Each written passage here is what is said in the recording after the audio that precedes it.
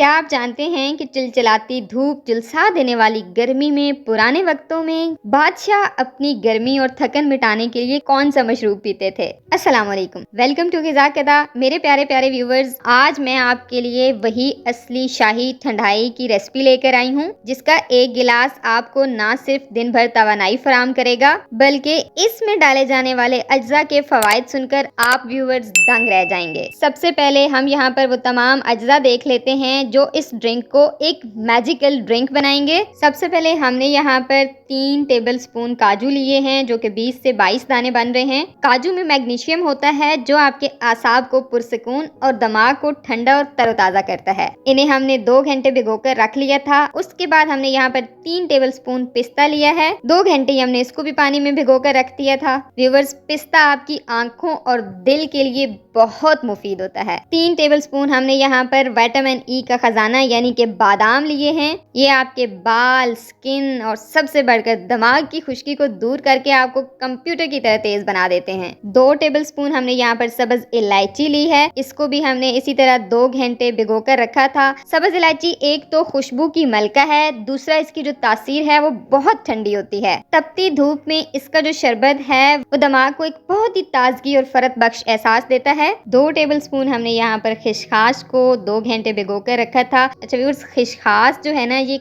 कुदरती तौर पर नींद लाती है और ज़हनी तनाव को भी खत्म कर देती है। इसकी भी तासीर ठंडी होती है। खसखस को गर्मी का तोड़ कहा जाता है। हमने यहाँ पर कुछ गुलाब की पत्तियां ली थी। इन्हें भी अच्छी तरह से धोने के बाद हमने भिगो कर रख दिया था। इनसे एक तो बहुत खूबसूरत कलर आएगा, दूसरा गुलाब की पत्तियों की तासीर भी बहुत ठंडी होती है। 2 टेबलस्पून हमने यहाँ 4 मग्स को भिगो कर रखा था। 4 मग्स की तासीर चूंकि गर्म होती है, इसलिए हमने इसे सिर्फ 2 टेबलस्पून भिगोया है, लेकिन ये दिमाग के लिए बहुत बड़ा पावर हाउस माना जाता है और हड्डियों को भी मजबूत करता है। नजर तो ये उक्काब जैसी तेज कर देता है। 2 टेबलस्पून सौंफ भिगो कर रखे थे हमने। सौंफ की तासीर भी ठंडी होती है। ये ठंडाई के अंदर वो ताजगी लाते हैं कि बस क्या बताऊं मैं आपको, और ये खून को साफ करने में भी बहुत मददगार होते हैं। आधा चम्मच हमने यहाँ पर काली मिर्च ली थी। इस मीठे मशरूब में एक हल्का सा किक देती है ये, और जब हम इसे भिगो के रखते हैं तो इसका जो तीखापन है वो बहुत हद तक कम हो जाता है। आधा चम्मच हमने दालचीनी का पाउडर यहाँ पे लिया है। 2 से 3 चुटकी इसमें हल्दी भी जाएगी कलर के लिए। अच्छा, दालचीनी और हल्दी का जो काम है वो सबसे अलग है। एक तो ये ड्रिंक के कलर को बहुत खूबसूरत करती हैं, दूसरा ये जिस्म में किसी तरह की भी अगर कोई सोजिश हो तो उसको ये खत्म करके आपकी इम्यूनिटी को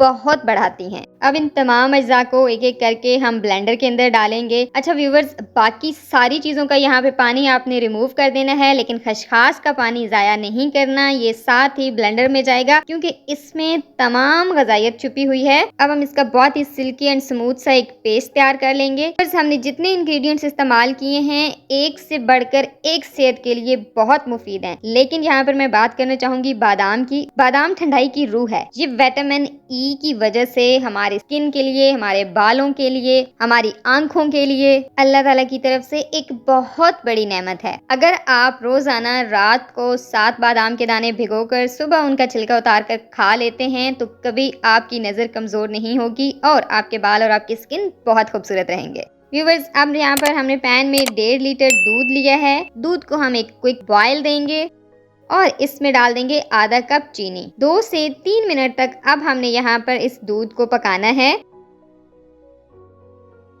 और उसके बाद जो पेस्ट हमने तैयार किया था वो इसके अंदर डाल देना है। ये 1.5 किलो हमारा दूध है। मैं सिर्फ इसके अंदर हाफ पेस्ट डाल रही हूँ। यहाँ पर एक बहुत इंपॉर्टेंट टिप है कि जब आप पेस्ट डालेंगे तो आपने मुसलसल चम्मच चलाना है ताकि जब आपका मशरूब तैयार हो तो वो बहुत ही यूनिफॉर्म एंड थिक सा बने। 5 से 6 मिनट तक इसको अब हम मीडियम फ्लेम पर यहाँ पकाएंगे ताकि जितने भी नट्स हमने डाले हैं उनका कच्चापन खत्म हो जाए और दूध इन नट्स के इसेंशियल ऑयल्स को अपने अंदर बहुत अच्छी तरह जज्ब कर ले, जिससे ठंडाई का जो जायका है वो दोबाला हो जाएगा। 2 से 3 चुटकी इसमें हल्दी भी जाएगी कलर के लिए। व्यूवर्स, आपको मैं यहाँ पर कुछ दूंगी बहुत ही मुफीद और टाइम सेविंग टिप्स। अगर आप चाहें तो इस पेस्ट को स्टोर भी कर सकते हैं। आपने उसके लिए एक गिलास का जार लेना है, उसमें पेस्ट रखकर आपने फ्रीज कर देना है। 15 से 20 दिनों तक ये बहुत इजीली चल सकता है। जैसे ही कोई मेहमान आ जाए या खुद आपका पीने का मूड हो तो ठंडे दूध के अंदर आपने जस्ट इस पेस्ट को मिक्स करना है और पी लेना है। क्योंकि हमने इसके अंदर काली मिर्च और हल्दी डाली है और ये दोनों चीजें नेचुरल प्रिजर्वेटिव्स होती हैं, इसलिए टेस्ट बिल्कुल भी खराब नहीं होगा। अगर आप 1.5 से 2 महीने के लिए रखना चाहते हैं तो इस पेस्ट को आइस क्यूब ट्रे में डालकर आप जमा सकते हैं। जब वो जम जाए तो इन्हें निकाल कर किसी भी जिप-लॉक बैग में रख दें और जब आपने ठंडाई पीनी हो बस 2 क्यूब निकाल कर दूध में डालें और ब्लेंड कर लें।